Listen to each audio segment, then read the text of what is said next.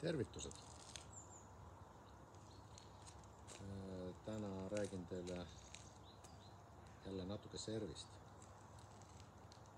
Kui eelmises videos, mis puudutas servi, rääkisin kahest enam levinud veast, mida tehakse servimisel. Need olid siis ettevalmistavas faasis, minnakse taha ja üles, aga peaks minema siis ette alla. Ja teine viga, mis tehti, oli see, et pöörati ennast liiga lahti ja siis rikuti oma keha tasakaal ära.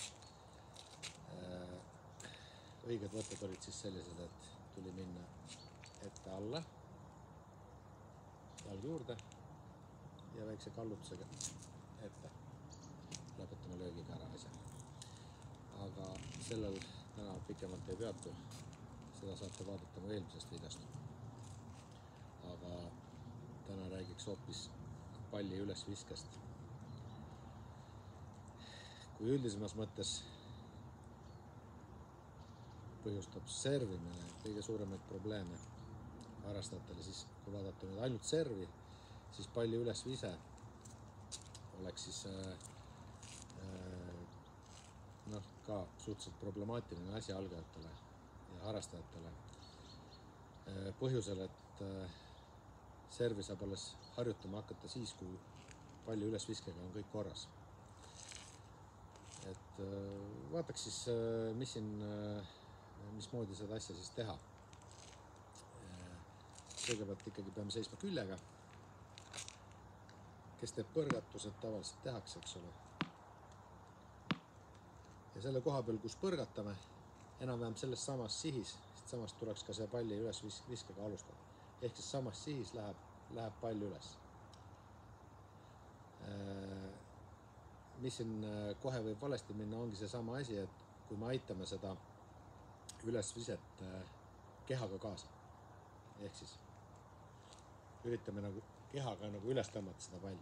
Tegelikult on, keha teeb oma asja siin, ehk siis võtab seda vibu asendit, aga käsi teeb oma asja, viskab palli üles.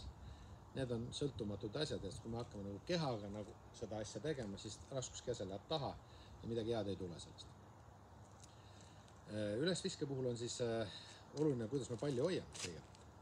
Et siin tekib selline mõnus pesa sõrmede peal ja toetame palli selle kohaga siit. Mitte sõrmede peal ega peopesas, vaid siin. Ja võtame sõrmedega ümbert kinni. Mida valesti tehakse, et ebatäpseks läheb see vise, on see, et visatakse üle sõrmede ehk selliselt. See on vale. Siis läheb iga kord ise koha peale seda. Nii, kui toetame seda palli, me saadame palli üles võimalikult kaua. Ehk siis ei tohi siin lahti lasta palli, vaid me läheme siit pikalt kaasa. No tere Lutu. Et lähme siin pikalt kaasa. Põhjusel, et vasak käsi ei ole mitte ainult palli ülesviskamiseks, vaid on ka servi biomehaanika tasakaalu osa. Ehk siis meil on vaja jõuda siin, kui me siin laseme selle palli lahti, ütleme selles positsioonis, siis käsi jätkab liikumist peale palli ülesviskamist. Hop, ja võtab vertikaalse asendise. Ja? Samal ajal peaks siis pöörama õlgasid nagu veidike nagu siia poole, nagu paremale poole. Ja nii kaua, kui me teeme seda ettevalmistavat faasi, ehk siis seda, nii kaua toimub pööre siia poole, ei tohiks teha niimoodi, et me viskame palli üles ja keerame ennast otseks, mida tihti tehakse, siis lüüakse jälle kõhu. Nii kaua, kui me oleme ettevalmistavas faasis, siin pöörame siia poole ja nüüd vasaku käe ära võtmisega sooritame löögi. Aga tulles nüüd tagasi ülesviske juurde, siis ülesvise peaks olema sooritatud niimoodi, et me ei võta seda kätt kohe siit tagasi, kui pall on peost ära läinud, vaid saadame palli. Ehk siis sellisel moel, et ta läheb üles, nagu mööda ühte sihukest ilusat torusid, läheb ta üles ja alguses peakski proovime seda palli üles visata madalamale ja siis järjest kõrgemale ja otse üles. Nii me treenime omale selgeks visketäpsuse. Hiljem on vaja visata natuke enda poole. Esimese servi puhul võib visata ka täitsa otse üles ja siis tuleb nagu kahurpalling siit tugevamalt Teise servi puhul ja kickservi puhul tuleks visata natuke enda poole. Ehk siis kui me viskame palli üles selle koha pealt, siis kukkumata peaks see veidi vasakule poole. Ehk siis selliselt, jah, siia. Mida hiljem me palli käest lahti laseme, seda parem on tulemus. Seda täpsem on see koht, kus kohta pall jõuab tabamise hetkel. Ehk siis, kui me laseme palli siin lahti, isegi kui me oleme väga täpsed või eksime ainult natukene, siis üleval tekib see viga juba suur. Kui me laseme palli lahti hiljem, siis isegi kui me eksime rohkem, siis viga tulemuses ei ole suur. Me saame lüüa palli ikkagi ära. Kui nüüd jällegi, mis viga tehakse tihti, on see, et visatakse pall valesti üles ja hakatakse keha tasakaalu jooksma pallile järgi. Hakatakse keha tasakaalu nihutama palli ülesviske järgi. Ehk siis kui viskasin ette, jooksen järgi, viskasin taha, jooksen järgi, kallutan ennast valest suunast, kuskil suvalist suunas, kuhu see pall kogemata läks. Tõde on selles, et kindlasti ei tohiks ülesviset rakendada sellisel moel, et kui ta läks valesti, et ma siis lähen talle järgi, ei lähe järgi, katkestan protsessi. Kui ta läks natuke valesti, siis proovin ära lüüa.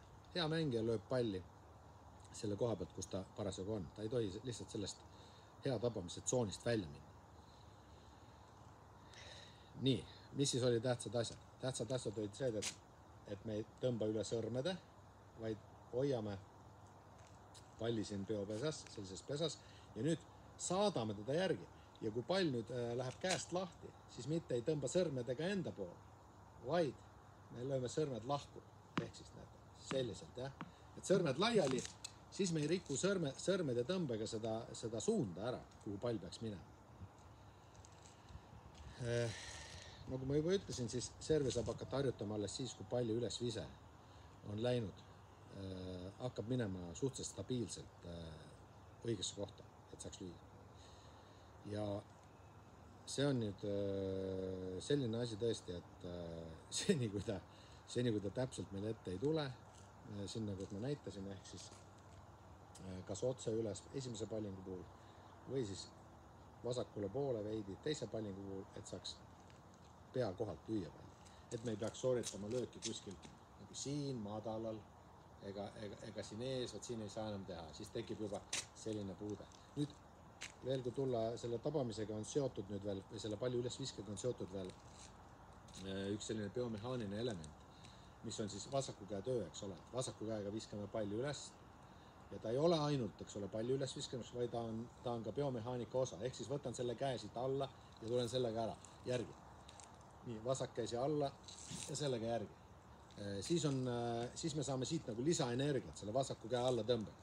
Kui me seda ei tee, on serv jälle selle võrra nõrge. Samas on tasakaalu küsimus. Kui me laseme siin lahti, võtame käe kohe alla, eks ole. Viskame palli üles, võtame käe alla, nüüd me oleme jälle siin ninapidi maas, lööme palli võrku. Tabamise koht servil on siis selline, jah, et me viskame selle palli natuke enda poole ja peame võtma palli. Enda poole on vaja visata selleks, et puude tekiks selline siit nagu ülespoole. Tihti algajad tekitavad puute, ma ei saa praegu kõrgelt näidata, eks ole, et puude tekib alla, me rakendame jõudu siia, aga tegelikult peaks rakendama siia peale. Et siis tekib selline nagu ülesminek, pall ei vaju enam võrku, ta läheb varuga üle ja kindlalt piiridesse sisse, kuna see edaspidi vint, ehk siis kickservi puhul siis edaspidi vint annab talle selle, et ta maandub enne piiri maha. Ja sellega me saame varuga üle võrgu, pika servi, ta jää lühikseks, vastast kaugemale ja põrkab ebameeldivalt üles vastasele, et on ebamugav tõrjuda. Kokkuvõtlikult siis ülesviskest. Viskame palli üles selle koha pealt, kus kohas me põrgatsime. Saadame palli korralikult ja samal ajal lähme ise alla. Algajatele võiks siis soovitada niimoodi, et proovige algul teha ainult käega seda ülesviset selliselt, jah? Hopp, hopp ja järjest kõrgem. Kui see muutub stabiilseks, võtame keha asendi veel juurde, läheme siia ise alla samamoodi, eks ole. Et ei tee nii, vaid teeme nii, et keha tasakaal jääks ikkagi siia, jah? Ja proovime seda nii ka harjutada, kui see muutub stabiilseks ja hakkate ennast kindlalt põrguma, siis saab hakata servi sooritust lihvima. kuidas siis käega minna, et nende asjadega tegeleme siis ka järgmistes videodes. Aga tänan kuulamast, vaatamast ja nagu ikka tennisepood.ee te saate vaadata veel, mis seal huvitavat on, soetada varustust või küsida, suhelda, mida iganes. Aitäh teile!